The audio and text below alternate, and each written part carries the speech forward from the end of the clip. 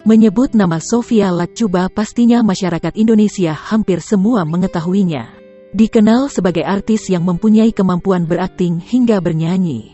Mantan istri Indra Lesmana ini dinilai paket lengkap. Apalagi raut wajahnya yang cantik dan bila dibilang awet muda atau forever young. Baru-baru ini mantan Ariel Noah juga membagikan foto lawas dirinya. Yang mengejutkan, foto di waktu usianya sekitar 20-an tersebut tak jauh berbeda dengan raut parasnya. Padahal saat ini Sophia Latjuba memasuki usia kepala 5. Seperti yang tampak dalam unggahan terbaru Sophia Latjuba di laman Instagramnya. Dalam fotonya tersebut, Sophia tampak menawan dengan penampilan rambut poninya. Terlihat rambutnya yang hitam dan lebat membuat penampilannya sangat mempesona.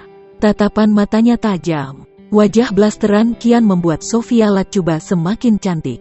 30 years ago, tagar sebelum kalian lahir, tulis mantan kekasih Ariel Noah itu, dilansir Tribun Style dari Instagram @Sophia_Latjuba88 pada Minggu, tanggal 26 Desember tahun 2021.